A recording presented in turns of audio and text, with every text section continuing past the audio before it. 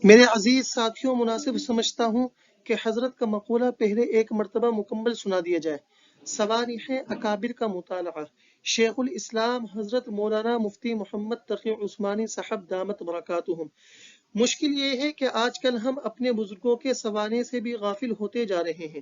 میری گزارش ہے کہ سارے اصحاب مدارس سے کہ اپنے اکابر جتنے بھی ہیں، حضرت نانوتوی رحمہ اللہ علیہ سے لے کر حضرت مدنی رحمہ اللہ علیہ تک، بلکہ بعد کے اکابر تک، ہر ایک کے سوانح ہر طالب علم اور ہر استاذ کو بالاستیعاب پڑھنی چاہیے۔ میری آپ سے قلبی گزارش ہے کہ اگر آپ چینل پر نئے ہیں تو ازراہ کرم آپ چینل سبسکرائب فرمائیں، اور اگر ویڈیو پسند آئے تو ویڈیو لائک ضرور کریں۔ جزاکم اللہ خیرا و احسن الجزاء۔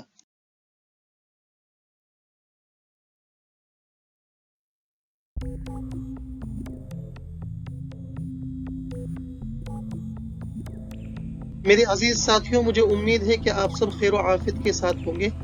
آج جو ہم سیریز شروع کریں گے، اس سیریز میں ہم یہ سیکھیں گے کہ جو ہمارے اکابر کے ملفوظات ہیں، جو ان کی قیمتی باتیں ہیں لیکن وہ اردو میں ہیں، ہم عربی میں کس طرح ان کو ٹرانسلیٹ کریں گے، کس طرح ان کا ترجمہ کریں گے، ہم یہ سیکھیں گے۔ احبائی الاعزاء، اليوم نحن نبدأ سلسلة من سلسلات الكلمات الثمينة في اللغة الأردية إلى اللغة العربية۔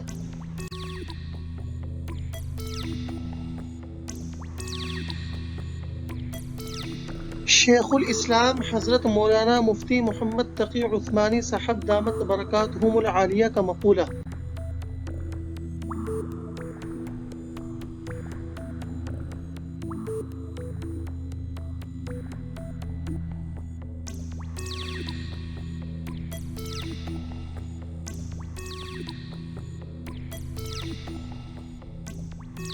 میرے عزیز ساتھیوں، مناسب سمجھتا ہوں کہ حضرت کا مقولہ پہلے ایک مرتبہ مکمل سنا دیا جائے۔ سوانح اکابر کا مطالعہ۔ شیخ الاسلام حضرت مولانا مفتی محمد تقی عثمانی صاحب دامت برکاتہم۔ مشکل یہ ہے کہ آج کل ہم اپنے بزرگوں کے سوانح سے بھی غافل ہوتے جا رہے ہیں۔ میری گزارش ہے کہ سارے اصحاب مدارس سے کہ اپنے اکابر جتنے بھی ہیں، حضرت نانوتوی رحمہ اللہ علیہ سے لے کر حضرت مدنی رحمہ اللہ علیہ تک، بلکہ بعد کے اکابر تک، ہر ایک کے سوانح ہر طالب علم اور ہر استاذ کو بالاستیعاب پڑھنی چاہیے۔ میری آپ سے قلبی گزارش ہے کہ اگر آپ چینل پر نئے ہیں تو ازراہ کرم آپ چینل سبسکرائب فرمائیں، اور اگر ویڈیو پسند آئے تو ویڈیو لائک ضرور کریں۔ جزاکم اللہ خیرا و احسن الجزاء۔ ترجمے سے متعلق ایک ضروری ہدایت آپ کی خدمت میں پیش ہے، بحوالہ حضرت الاستاذ ادیب بے مثال مولانا نور علم خلیل امینی رحمہ اللہ تعالی۔ مترجم الیہ زبان کے مزاج کا خیال رکھنا ضروری ہے۔ اس کا مطلب یہ ہے کہ ہم جس زبان میں ترجمہ کر رہے ہیں، جس زبان میں ہم ٹرانسلیٹ کر رہے ہیں، اس زبان کے مزاج کا، اس کے قواعد کا، اس کے اصول کا، اس کی تعبیرات کا لحاظ رکھنا ہمیں ضروری ہے۔ جس طرح ہم عربی میں ترجمہ کر رہے ہیں تو ہم اردو کا لحاظ نہیں رکھیں گے، بلکہ ہم عربی کے اصول کا، اس کے تعبیرات کا لحاظ رکھیں گے۔ چنانچہ آپ کو آئندہ خبر میں ہو سکتا ہے کہ کچھ ایسے الفاظ محسوس ہوں کہ جن کا اردو میں کوئی ذکر نہیں ہے، لیکن وہ عربی میں استعمال ہوئے ہیں، اس لیے کہ اس میں عربی کے مزاج کا خیال رکھا گیا ہے۔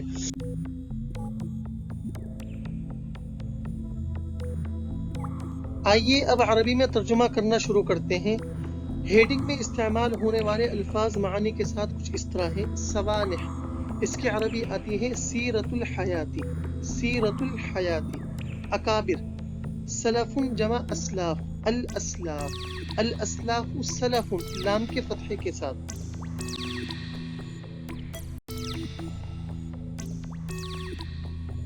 عنوان الکلامی، مقولے کی ہیڈنگ، سوانح اکابر کا مطالعہ۔ الحاجة الشديدة ماسة إلى قراءة سیر حیات الاسلاف۔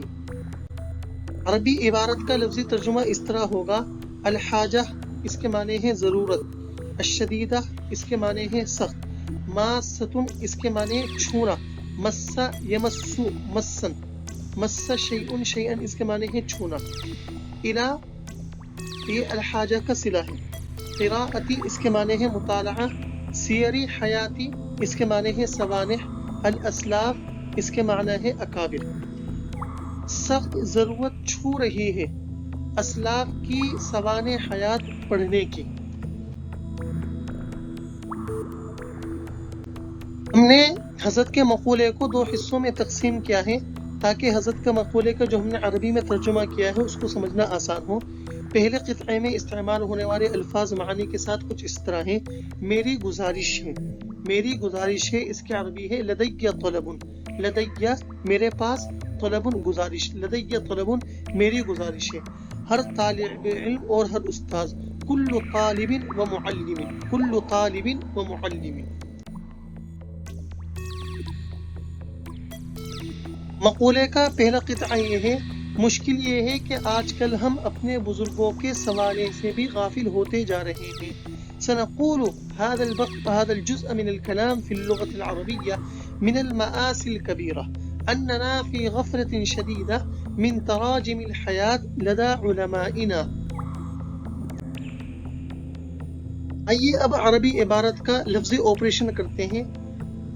مآسی یہ جمع ہے مأساتن کی، مأساتن اس کے معنی ہے حادثہ المیہ، الکبیرہ اس کے معنی ہے بڑا، من المآسی الکبیرہ بڑا المیہ یہ ہے، مشکل یہ ہے سے مراد یہی ہے، بڑا المیہ یہ ہے، ہم غافل ہوتے جا رہے ہیں۔ غفلۃ من کذا، غفلۃ من کذا کا مطلب ہوتا ہے کسی چیز سے بے خبری، کسی چیز سے لاپرواہی۔ تراجم الحیات، تراجم یہ جمع ہے ترجمۃ، ترجمۃ الحیات کہتے ہیں سوانح حیات کو، تراجم الحیاتی سوانح حیات۔ لدى علمائنا بزرگوں کے، لدى علمائنا اپنے بزرگوں کے۔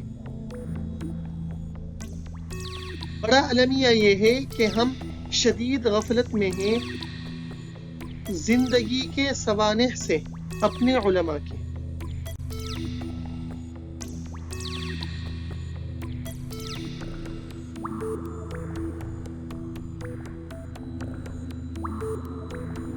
حضرت مد ظلہ العالی کے مقولے کا دوسرا قطعہ سماعت فرمائے: میری گزارش ہے کہ سارے اصحاب مدارس سے کے اکابر جتنے بھی ہیں، حضرت نانوتوی رحمہ اللہ علیہ سے لے کر حضرت مدنی رحمہ اللہ علیہ تک، بلکہ بعد کے اکابر تک، ہر ایک کی سوانح، ہر طالب علم اور ہر استاد کو بالاستیعاب پڑھنی چاہیے۔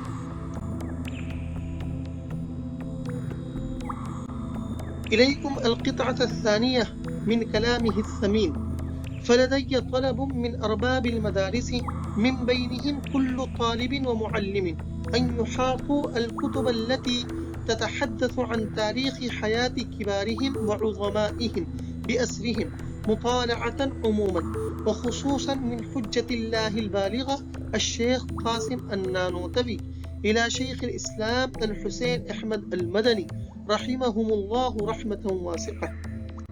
آئیے میرے پیارے دوستوں اب عربی عبارت کا لفظی ترجمہ کر کر دیکھتے ہیں۔ فلدیہ اسی لیے، اسی وجہ سے، لدیہ طلب میری گزارش ہے، من ارباب المدارس اصحاب مدارس سے، رب جمع ارباب اس کے معنی ہے والا، ارباب المدارس اصحاب مدارس، مدارس کے ذمہ داران، من بینہم جن کے درمیان کل طالب ہر طالب علم و معلمین ہر استاذ، ان یحاطوا کیا گزارش ہے، ان یحاطوا کہ وہ احاطہ کریں، الکتبہ ان کتابوں کا، التی جو تتحدث بیان کرتی ہیں، تحدث فلان عن کذا کسی کا کوئی چیز بیان کرنا، تتحدث جو بیان کرتی ہیں، عن تاریخی حیاتی کبارہم ان کے بڑوں کی زندگی کی تاریخ کو، وعظمائہم اور ان کے عظیموں کی تاریخ کو، بِأَسْرِهِمْ سب کے سب، جتنے بھی جو لفظ آیا تھا اس کے عربی ہے بِأَسْرِهِمْ جتنے بھی، مطالعةً کس طرح احاطہ کریں، مطالعے کے ذریعے یعنی بالاستیعاب مطالعہ کریں، عموماً عمومی طور پر، وخصوصاً خصوصی طور پر، من حجت اللہ البالغ الشیخ قاسم النانوتوی الى شیخ الاسلام الحسین احمد المدنی رحمہ اللہ رحمۃ واسعہ۔